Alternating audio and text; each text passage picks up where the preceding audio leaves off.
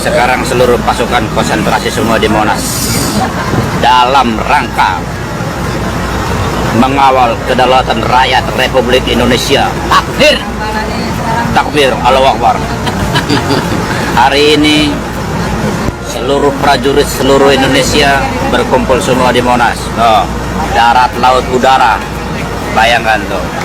Kalau sudah laut pun turun, termasuk saya turun, ini sudah genting ini. Oke. Semangat prajurit yang masih tersisa di pelosok-pelosok sana ya, jaga perbatasan, jaga yang benar, karena kami di pusat sini adalah barometernya aman atau tidaknya Indonesia di kami di sini nih.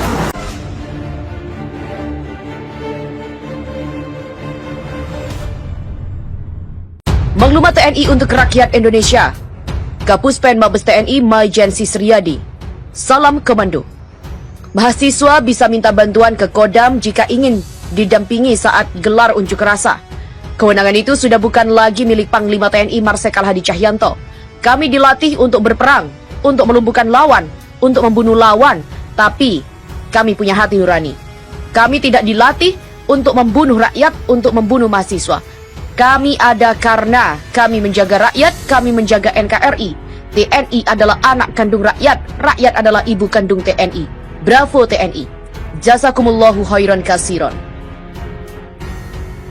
Kepada yang terhormat Panglima TNI, Panglima Kotama, suara hati nurani seorang prajurit TNI. Dulu waktu saya kecil, saya melihat rombongan prajurit TNI baris dengan rapinya, gagah-gagah dengan menyandang senjata. Wajah seram bagaikan singa, siap menerkam semua musuh yang ada. Era Presiden Pak Harto dulu, ABRI sangat disegani. Tak ada preman yang berani dan tak ada politikus yang membebani. Zaman telah berubah dan berganti. Bisanya ABRI jadi bumerang institusi. Kata sinergitas hanya kiasan alami karena adanya ketidakadilan dalam fasilitas dan norma yang semakin menyudutkan TNI. Banyak sudah gerakan anti NKRI, tapi kami hanya bisa berdiam diri karena undang-undang yang dibuat hanya untuk Polri.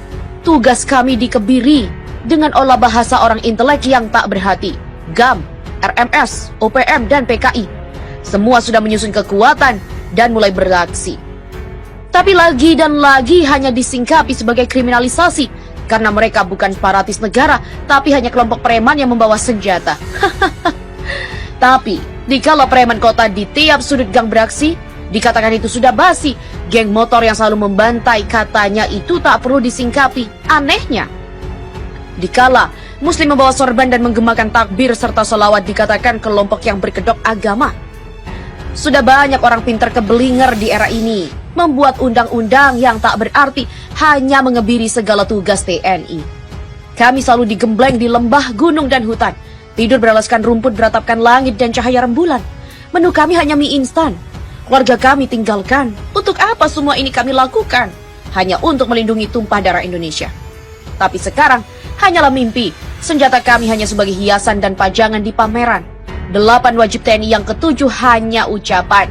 Nyatanya, kami harus dihadapkan dengan jutaan umat muslim yang aksi di Jakarta.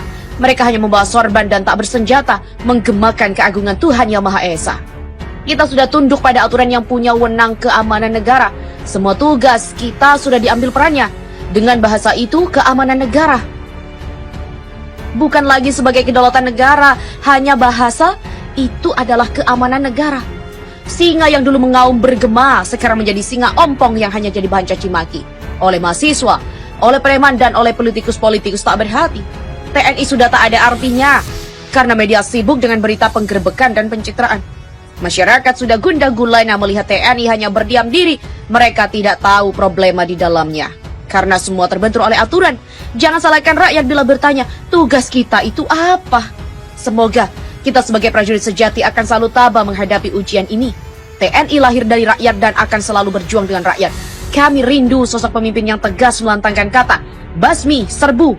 Kami rindu sosok pemimpin yang sujud bersama. Semoga akan lahir sosok pemimpin baru, mewarisi sifat Panglima Besar Jenderal Sudirman. Negara kita bukan seperti Amerika, bukan seperti Singapura dan Malaysia. Negara kita adalah negara kesatuan yang diperoleh dari perjuangan rakyat dan tentara. Tameng utama adalah TNI dan bukan hanya menjadi lesan tembak bagi polisi. Bukan lagi lahan buli preman-preman. Jadilah singa seperti dulu lagi, mengaum bergema menggetarkan musuh negara menjaga kesatuan NKRI.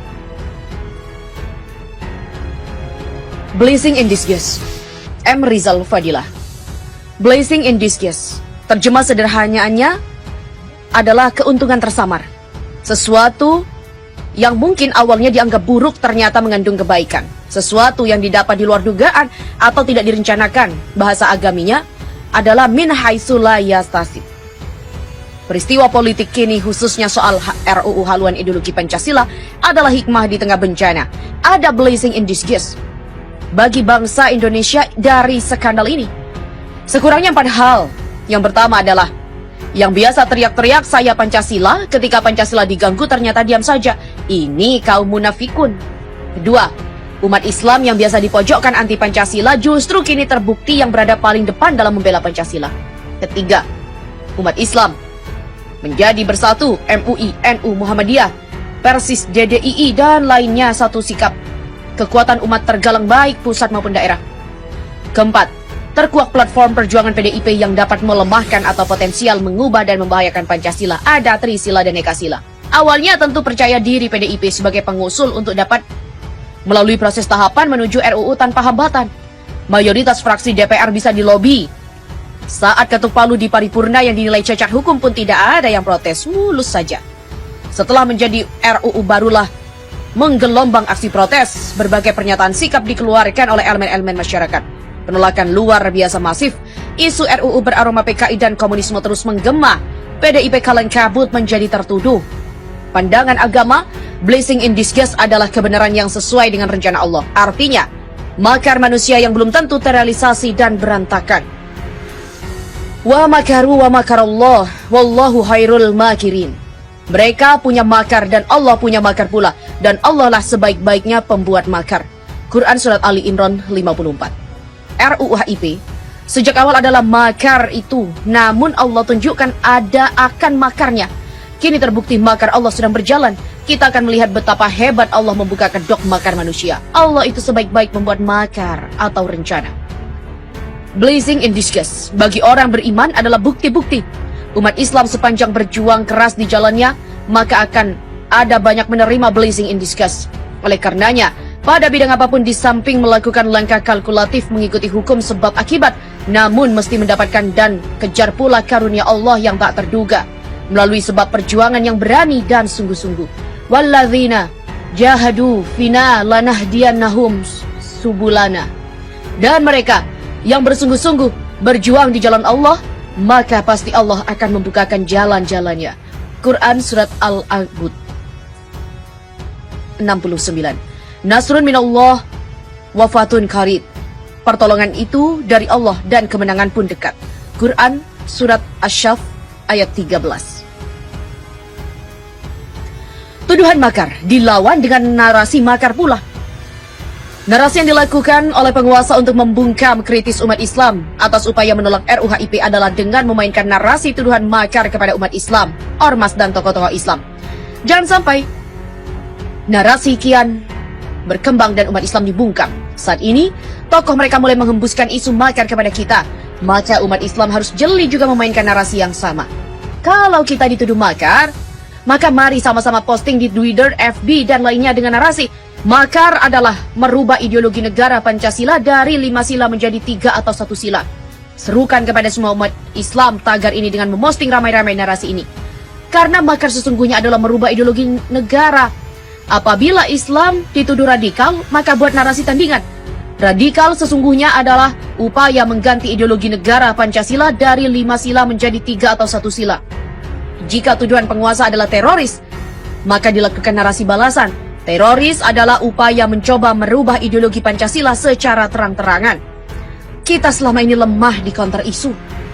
Sekarang isunya dibalik mereka. Kepada umat Islam dengan menuduh umat Islam akan melakukan makar. Mari kita kembali gaungkan istilah makar itu adalah upaya penguasa mengganti ideologi Pancasila. Mari bergerak dan buat tagar di atas. #satukan hati untuk Indonesia. Sekarang seluruh pasukan konsentrasi semua di Monas dalam rangka mengawal kedaulatan rakyat Republik Indonesia. Akhir Takbir, Allahu Akbar. Hari ini seluruh prajurit seluruh Indonesia berkumpul semua di Monas. Tuh, darat, laut, udara. Bayangkan tuh. Kalau sudah laut pun turun, termasuk saya turun ini, sudah genting ini. Oke. Semangat. Prajurit yang masih tersisa di pelosok-pelosok sana ya, jaga. Perbatasan jaga yang benar, karena kami di pusat sini adalah barometernya aman atau tidaknya Indonesia di kami di sini nih.